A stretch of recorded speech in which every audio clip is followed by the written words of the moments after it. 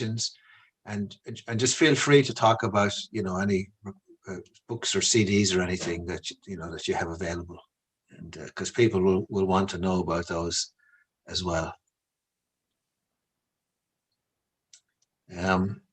So I will just wait. I just wait a few minutes, a minute or two before I begin the introduction. But we are live now, and the participants are starting to sign in. We will see the numbers of participants on the webinar at the bottom.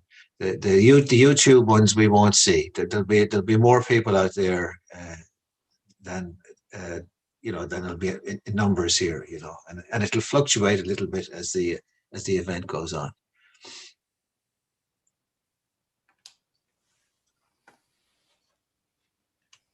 I'm going to mute us for a second there, just for a moment. Hopefully I can. Can I?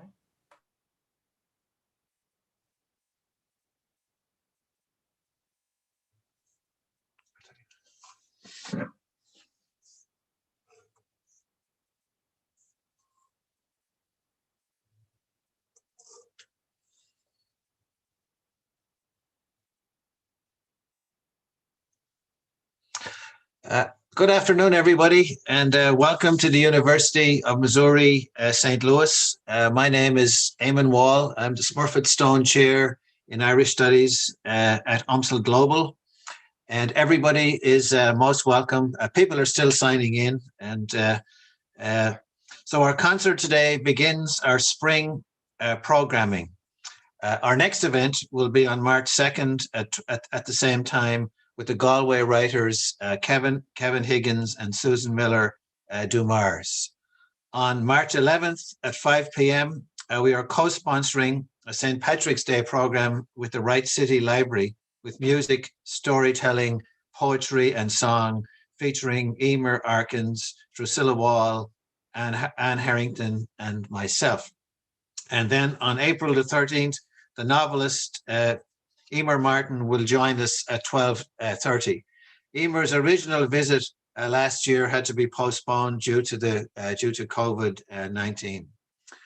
For today's event and for all of our events here at UMSL Global, I want to offer special thanks to Leanna Constantine, the interim director of UMSL Global, and to Bob L. For making this event possible today.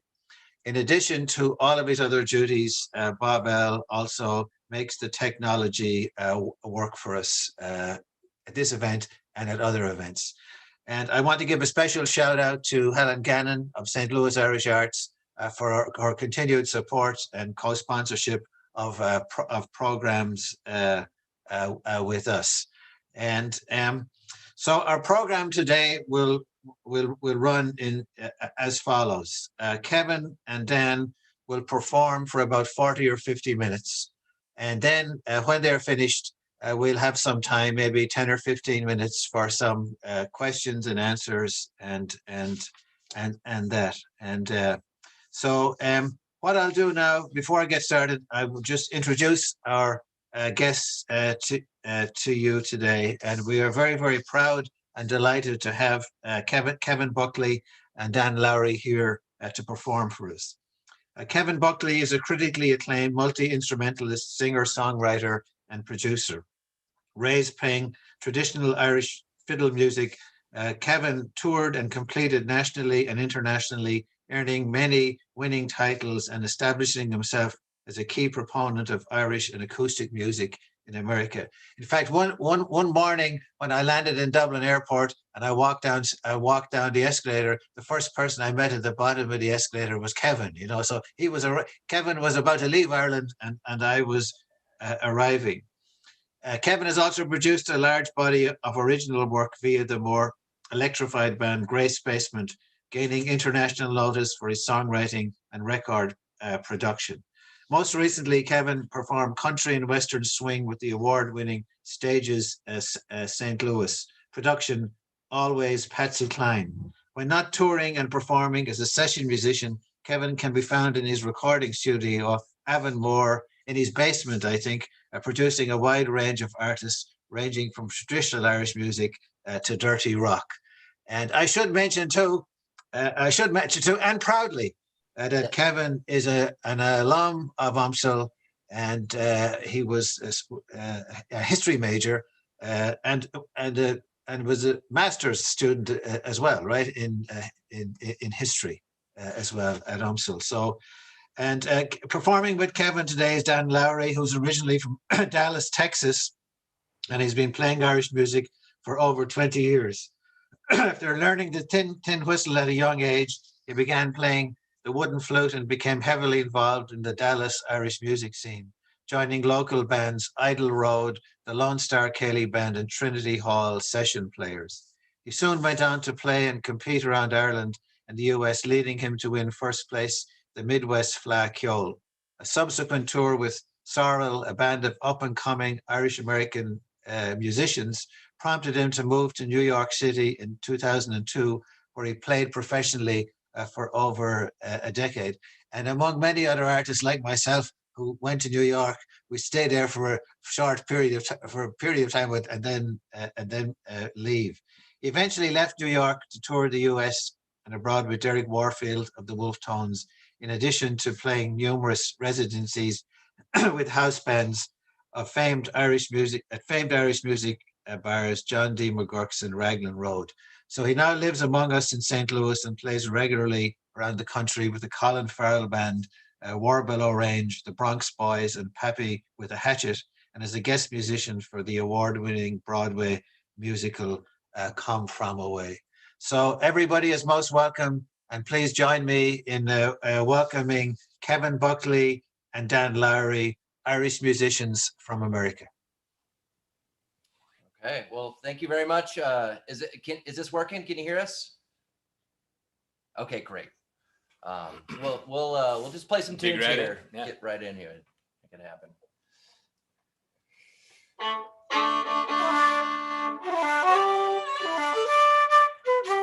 Yep. Mm-hmm. Go ahead and cut us off. 1, 2, 3.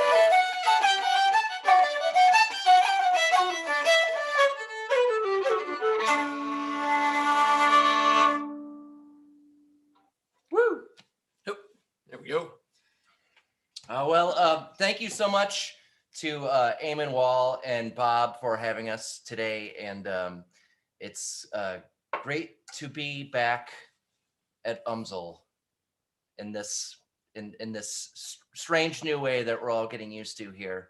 And you'll have to pardon our headphones here. This is the only way we could kind of make this work in our little setup that we have.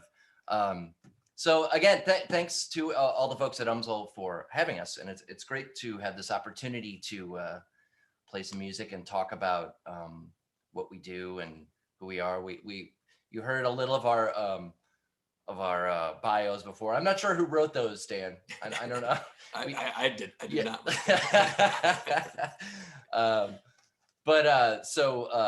But anyway, my name is Kevin Buckley, and maybe we'll do a couple of quick little intros here so people know who we are. There's a 50-50 chance you got that right. My name's Kevin. I'm from St. Louis, born and raised here. Although I've traveled quite a bit, and while I was attending UM St. Louis, I did a study abroad. Did the program, I think in 2000, 2001, where I was able to study for a year in Galway at the university changed names, but the university in Galway. I'm sure Eamon will be able to correct me later. And UG, I think. And I studied history, and I also did a lot with in the writing program, and I played in the orchestra as well, and took a number of music courses in addition to that. And I've just been putting my history degree to good use and playing loads of music all the time. But I do value I was raised in a very liberal arts minded household, so I do value the experience, and it's really important. I think it's an important part of who I am today, that's for sure, and definitely informs how I approach things musically and non-musically. Anyway, I'll let Dan do a little yapping here. Yep. Yeah, my name's Dan Lowery. Thanks for having me with you guys here today. And let's see. I hail from Texas, I suppose, but I was born up in Milwaukee, Wisconsin, and moved down to Texas when I was 5, where I was raised. And I've kind of been all over the place as well. I moved to New York City when I was 19, and I went to college up there, but I left Texas for New York, kind of for the express purpose of absorbing the Irish music that New York City had to offer. With the knowing the wisdom that you need to surround yourself with musicians who are better than you are. That's where I felt I had to go. So I ended up in New York City, and I stayed there for probably about 10 years. And I was on tour for a little while, and then ended up down in Florida, playing some gigs in and around Disney World, and then left there and moved to St. Louis, and I've been here for about 3 years. So that's kind of my story, and I grew up in a pretty musical household. My dad was a great musician, and he played a lot of folk and bluegrass and old rock and roll, and he, there was music and instruments around the house everywhere growing up, and so it was a pretty natural thing to do to pick it up. It was maybe a little less obvious to play traditional Irish music, but maybe I can get into that a little bit later. But Irish music is what I fell for at the young age of about 10 years old, and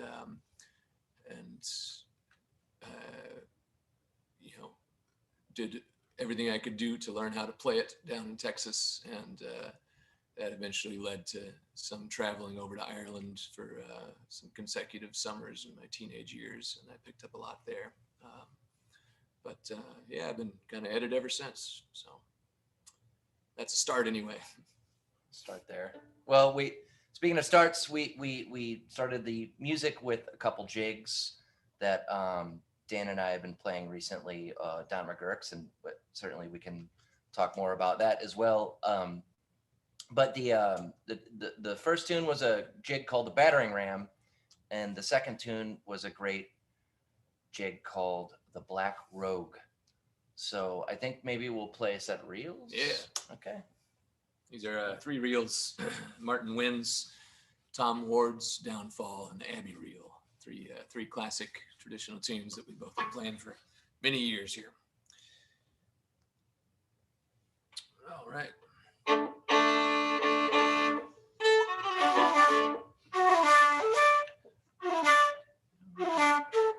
Yep. I can't see you. Let's see. 1, 2, 3.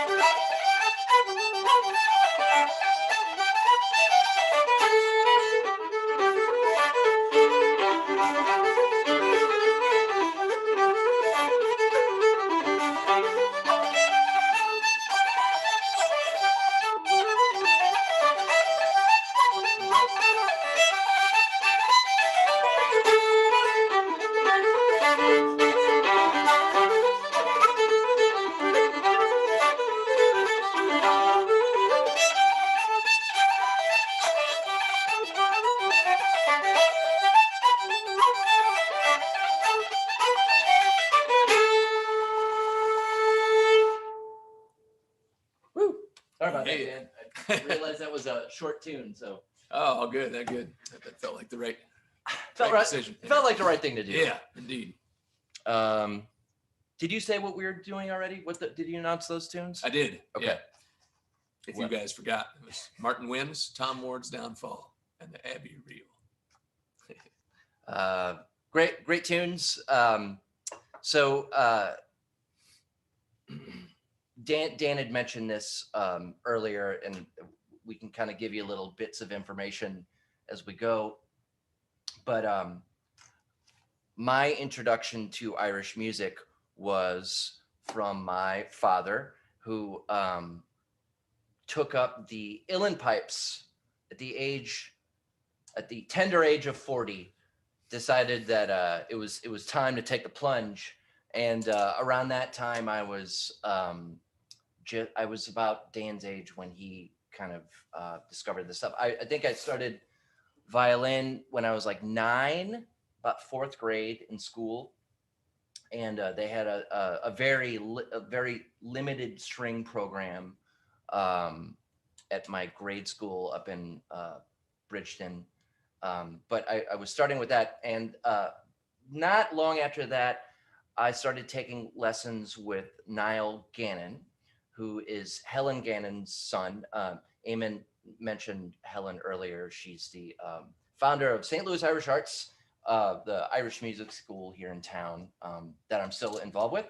So I was fortunate enough to I got accepted in the Missouri Apprenticeship Program, Master Apprentice Program, and basically involved me taking lessons with Niall for a year. And that kind of got me going. That was a pretty strong push, and just kind of kept going after that. Really, that was the how it all started. And plus playing with my dad a lot. That I think that makes a big difference. Just I've noticed that just being a teacher too. If there's music in the house, it's going to flourish a bit more, and it's less of necessarily like kind of an after school activity. And I was also taking private classical lessons with Marie Brown up until college, and I found that was a great foundation to have as well. And then when I was in college, I was playing at that point. I was definitely playing primarily Irish music all the time, but I did continue some studies with Joe Kaminsky, who was teaching over at UMSL, and they brought in a new string section, and Magrasso, I believe, a part of the Ariana string quartet. I studied with them like maybe like that was at the very end of my time at UMSL. So I don't know, Dan, if you have a similar narrative.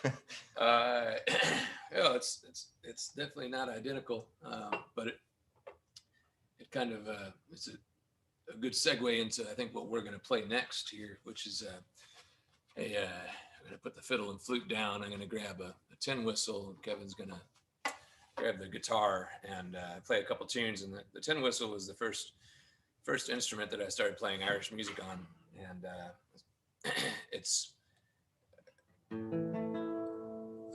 an interesting question of why I play Irish music at all, I guess, and thinking back to my first encounters with it. It revolves around this little instrument here, and I suppose it's pretty natural if you're growing up in Ireland or in an Irish community anywhere that there'd be tin whistles around and traditional music to hear. But It was kind of pure coincidence, I suppose. In my house, I happened to hear a bootleg tape that my dad had of the Boys of the Lock one night. I remember distinctly listening to it as I was going to bed one night, and there was a whistle duet between the two of the musicians in the band, Kathleen McConnell and Christy O'Leary, and I heard that, and it was just electrifying to me, and I just immediately gravitated towards it, and I also knew that what was making that music was a tin whistle, because my dad had bought my mom, kind of as a prank birthday gift, a tin whistle with an instructional book and tapes, and I knew that was sitting around the house. I don't think it got much use from my mom. She didn't play music hardly at all, unlike my dad, who played music constantly. So anyway, I put two and two together and started trying to learn how to play the thing, and I knew nothing about Irish music whatsoever. It was just blindly in the dark, groping around, trying to make sounds on this instrument and trying to play music that was anything like the tape that I had heard that night. And I stuck with it. And like I said, I was about 10 years old, I think. So many years later, let's see, I'm 38 now. So that's 28 years ago that I first picked up the whistle. So hopefully I can still play it. We'll see. I'll try a couple tunes here. These are two jigs called Behind the Haystack and the Moon Coin Jig. So Dan, it all started with a prank. Started with a prank. Yeah. This is one big joke. Yeah. But I suppose I should add, I mean, it's kind of a mystery why, in some ways, why I gravitated towards that music and not something else. But if anything, it's just a testament to the power of traditional music, that it could capture my imagination at that age. And I think it is, when people hear it, they want to get up and dance. They want to clap their hands. They it has an infectious, high-spirited quality to it, and I think it's immediately likable. And for somebody like myself, who was just a little, a kid looking around for things to get into, Irish music fell right into my lap. So I guess I'm lucky. I'll put it that way. Here we go. 1, 2, 3.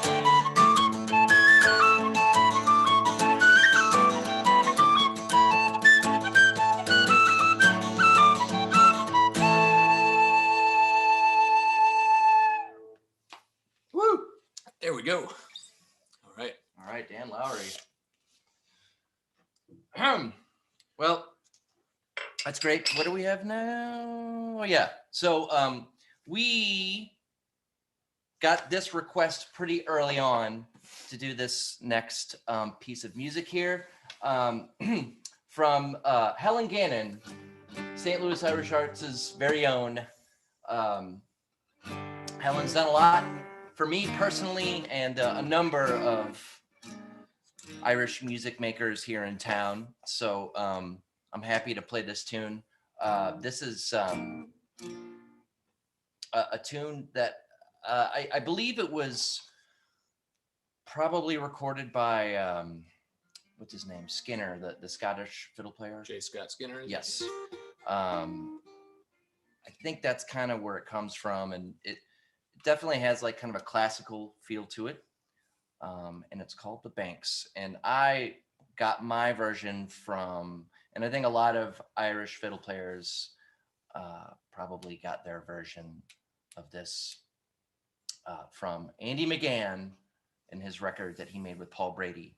And I remember a long time ago, Andy McGann was in St. Louis playing with Anne Conroy and a couple other people. And I was a shy little nerd, and they were playing up on stage, and I wanted to hear the Banks. And I went up to the stage, and I was very timid, and I was trying to get his attention, or maybe I was kind of not. And I was going to request him to play the Banks, and I couldn't get his attention. But Anne Conroy saw me and pitied me, and I was like, "Can you play the Banks?" And then she played it. But then I did get to meet, not having really been to New York at that point in my life. Andy McGann was in at another point. I did get to meet him down at McGurk's, when I was a teenager, I think. So, and so I got to kind of correct that bit of shyness here, but we'll do, and Dan's gonna back me up. Dan's also a great guitar player. So we'll get him to play a tune as well on that thing. But first we'll do this tune called The Banks. So let me take this off. Okay. So I'm moving around a lot because I didn't think there'd be a desk here when I'm playing. So I'm comfortable. Especially for this tune, you need lots of room. I need lots of room. Stretch out. Okay. Mm-hmm. So here we go. Oh, 1, 2, 3.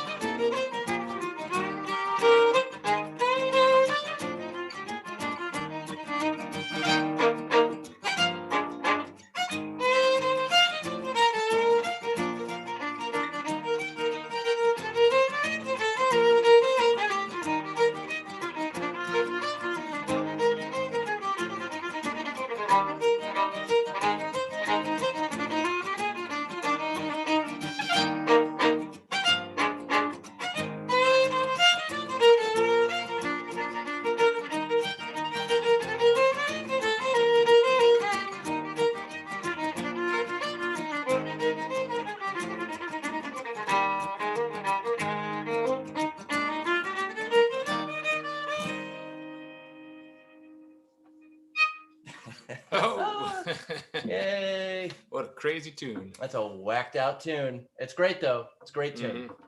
Great piece of music.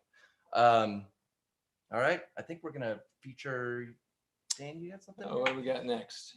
Oh yeah, let's do a couple guitars. Yeah. Yeah, this is a nice tune.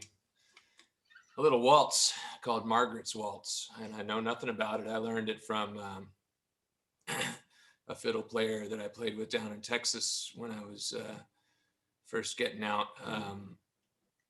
That's kind of an interesting little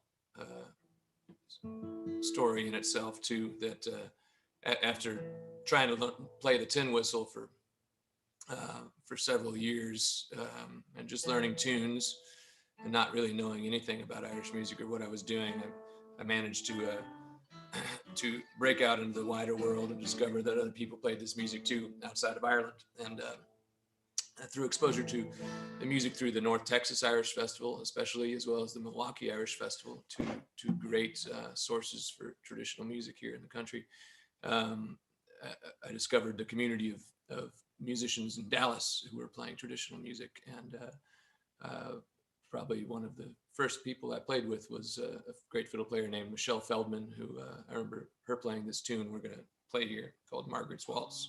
And then more recently, I remember playing this tune with a band in Disney World. I had a gig there. I mentioned I was in Florida for a few years, and we played at Disney World Epcot, and I think we played this tune every day for 2 years straight. But it's such a beautiful tune. I'm not tired of it. So hopefully we'll do it justice here. Margaret's Waltz, it's called. In A, yeah.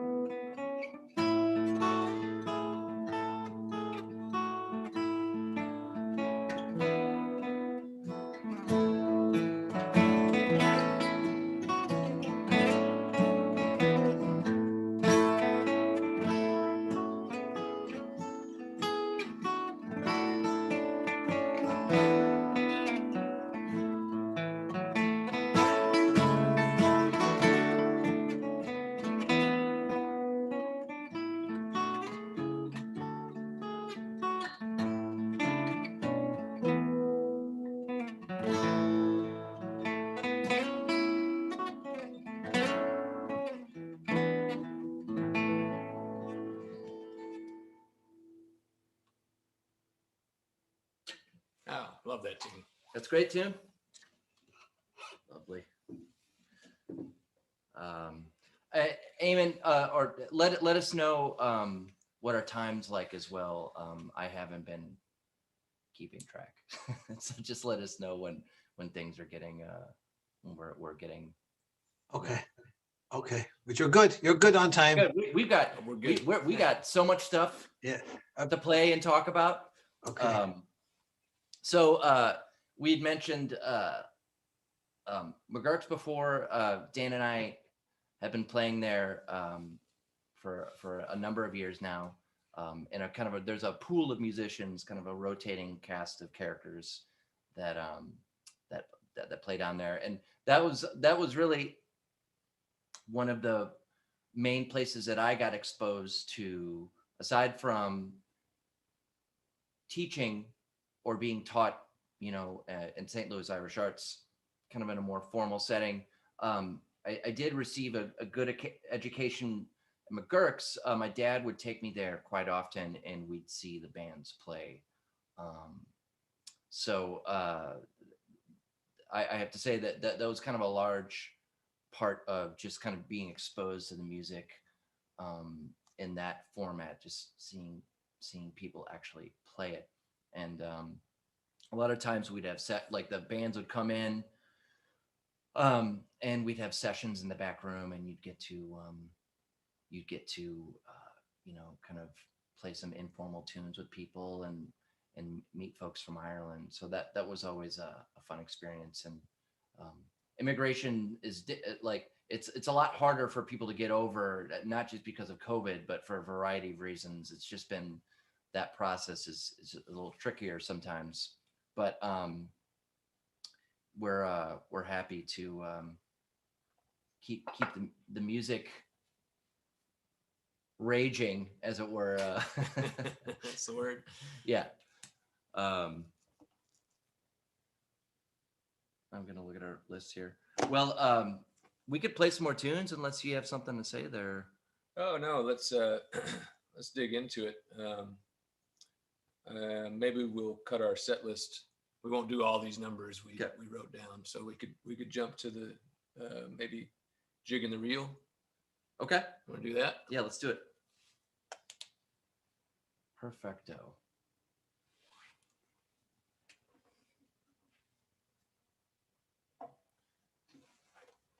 We got time anyway. But. Yeah, we do.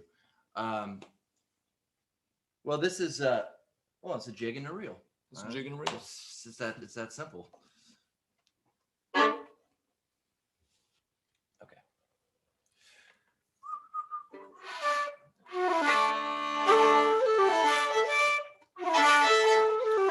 Yep. 1, 2, 3, 4.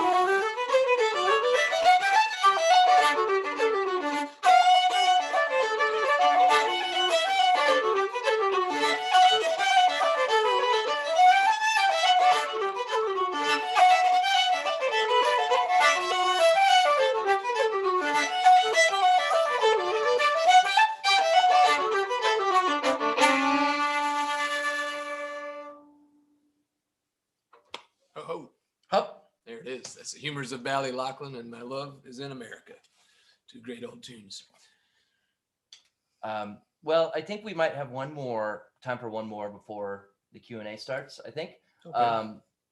Let's do Kitty O'Shea. Yeah, that's a good finisher. Yeah. So this is appropriate tune in that it's an American tune, I think, from vaudeville times, and my understanding is it was kind of a showpiece that was kind of written to sound like Irish music, perhaps in a humorous way. So I think that suits what we do and where we come from. You'll hear some funny things. Yes. Well, we'll just leave it. Nice We'll tune. just leave it there, I suppose, and we'll just play it for you. So, we'll play this tune, and we'd be happy to take any questions. If you guys have any questions, let us know. And if not, we'll play some more music. Either way. Yep. Yep. Yeah. A one, a two, a one, two, three.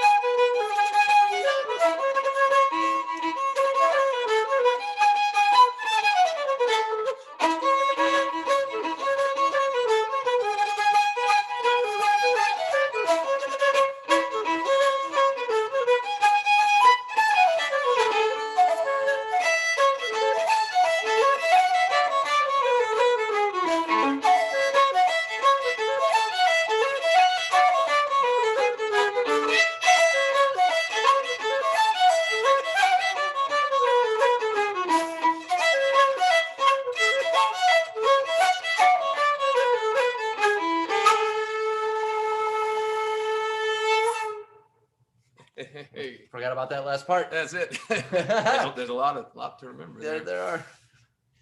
That was fantastic, Kevin and Dan. Thank you so much. We have a couple of things in the Q&A and in the chat, but there are more comments and praise than questions. Barbara McElroy says, thanks for the wonderful music and for making it possible for someone who is still rather snowbound, right? So if you can't get out to hear the music, we can take the music to you. Thanks to technology and our wonderful musicians. We have thank you from Rosanna Walker, who is Rob Ryan's mom. And if when Rob performed for us in September, Rosanna, I think, was tuning in from Wexford, my native county in Ireland. So I don't know if Rosanna is still there. And we have Anne Vanders to all panelists. Greetings from the Netherlands. Oh, very good. You know, so it is. I think one of the, by having these performances on through webinar and on YouTube, we are getting people. We get people from all over the world to tune in, and. Anne Vander says that the sound recording is excellent. So I'm sure Kevin in his studio and Dan are happy to hear that, right? It sounds good. We're working on it. So I think I just make a few comments, and then we'll ask Kevin and Dan just to close the session with a couple of tunes to send us on our way. And I think the music today is a reminder of what a place of excellence St. Louis is in traditional Irish music, and it's something that when we live in St. Louis, we may underestimate how good things are. But when we hear the musicians, we realize how wonderful they are, and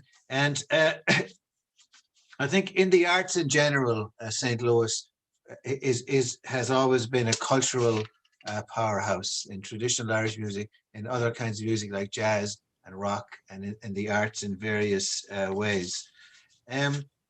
Also, it is these programs at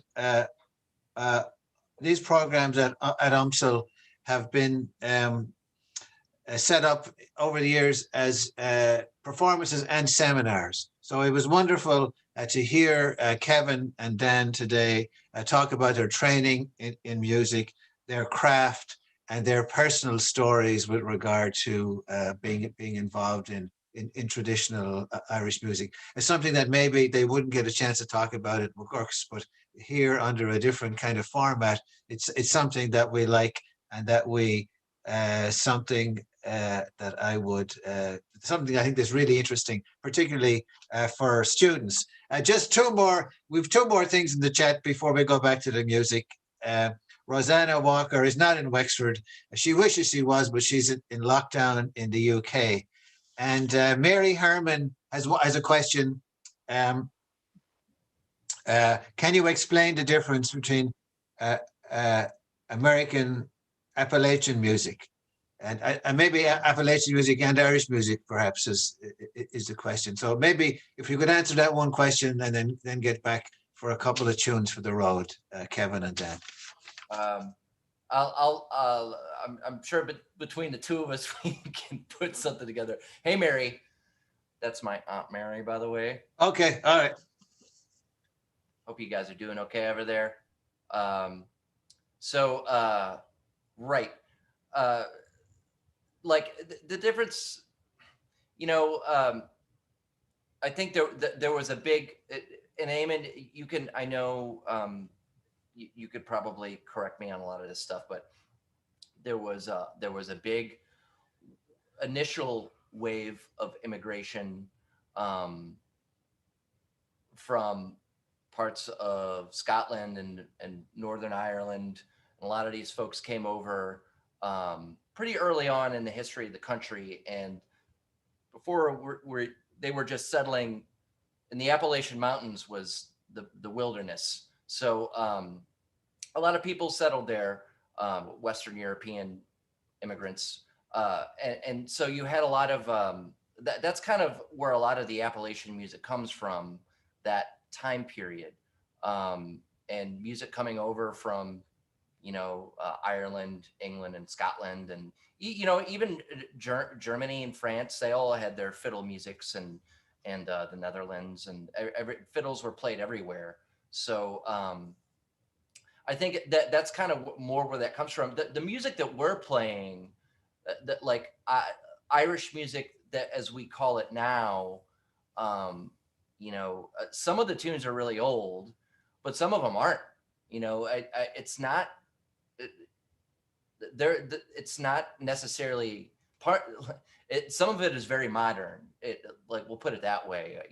Even is from the 20s. That a lot of the tunes that we play and the way that we play them, we learn them from people making records, and that kind of disseminated the music. So like, that's how people associated Irish music, like Michael Coleman. These people made records, and however they were playing is kind of how we play it now. So there's a lot of research on this. People have all kinds of ideas and know more about it than I do, but that's kind of my understanding. Dan, I don't know if you have any thoughts on that. I think you nailed it. I mean, one interesting thing as a flute player is that you're working with a tradition of making music on an instrument that I don't think is as old as the fiddle. So for instance, when you had the recordings made by Michael Coleman and James Morrison early on, you had a level of virtuosity on the fiddle in the 20s and 30s that wasn't technically matched on the flute, I don't think, until the 70s. So the flute is really young, although the flute has been played, from the 1800s, on. I think flute players have struggled a bit more to communicate the tunes through that instrument, and it's just taken a bit more time for whatever reason. It's hard to play, I can tell you that much. But when you're talking about the Appalachian music and so on, and the evolution of traditional Irish music, a lot of that is within the context of the fiddle and its relationship to the pipes.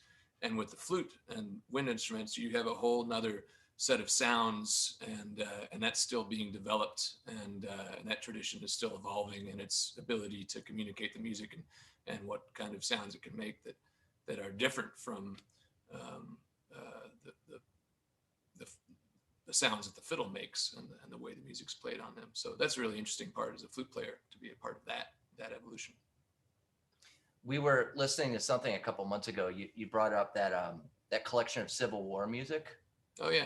And just how a similar discussion came up, and how that music kind of reminded us more that there was something a little closer to the tunes that we play than, Irish music kind of went this way, and American music went that way too, and they're all related and everything, but American music, kind of folk music, and people who identified as American musicians, they went in their own direction. And, that's, probably a lot of the Appalachian music, and like things like bluegrass. I mean, bluegrass is modern. That's like 40s, 50s. Yeah. It's based on older things, but that's a recent thing. And even, country, like those ideas about country music and stuff, that's all pretty recent, I'd say, in the grand scheme of things. Mm-hmm. Yeah, with the Civil War music, you had melodic sensibilities that weren't influenced by the blues, for instance, and they're more derivative from European folk traditions in a way that that isn't reflected as much as American music progressed in the 20th century. Yeah. Hey, Rob, what's up? just one more comment to read. This is from Anne Vanders. Preferring Irish music, Irish American musicians above those from Ireland, because in Ireland musicians are playing a lot of country music. And so, and of course, if any of us have been in Ireland, you know that not only do we have country music in Ireland, but we have some of the worst country music in Ireland, you know. So I wasn't going to say it. yeah. So anyway, I just want to thank Kevin and Dan so much for coming along today and to perform for our audience here in St. Louis, in the UK, in the Netherlands. And thank you to the audience too for tuning in, for watching with us today. Our next event are the two Galway writers, Kevin Higgins and Susan Miller-Dumars, on March 2nd. And you're welcome to join us for that event as well. And Kevin and Dan, we much appreciate your performance. Thank you for a wonderful show. And we just ask you then to close it down with a couple of tunes to send us on our merry way, wherever we're home, or merry way of staying at home. So yeah, our merry way to the kitchen after this. Okay.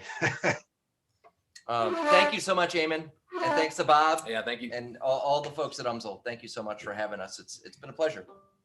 Okay, thank you. Mary Harrison's in here as well. Yeah. All right. Okay. So we'll finish up with a couple reels here. This first one, speaking of Irish American stuff, this tune is called Mayor Harrison's Fedora, and Mayor Harrison, I believe, was the mayor of Chicago at some point, and so obviously there's an American connection here, a Midwestern one at that. So, and Tulla is a town in Ireland. So we're hitting all the spots here on this one.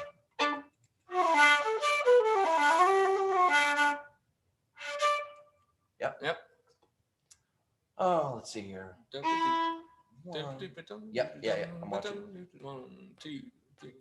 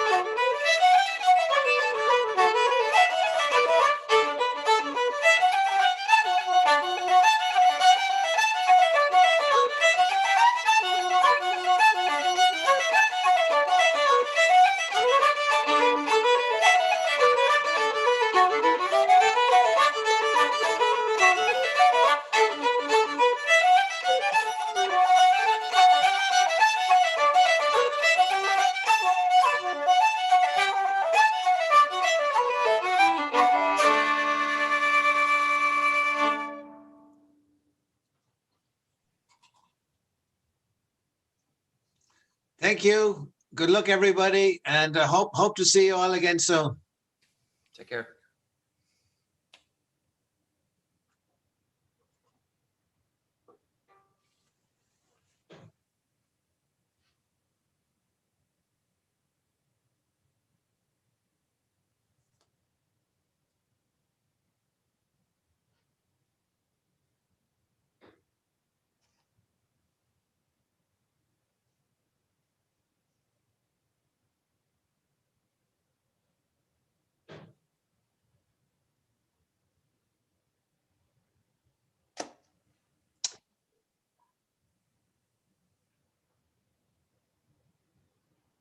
Okay. So Bob has finished the recording. There's still some participants on, but there's but it was a terrific performance, Kevin and Dan. Thank you so much. Thank you. Yeah. And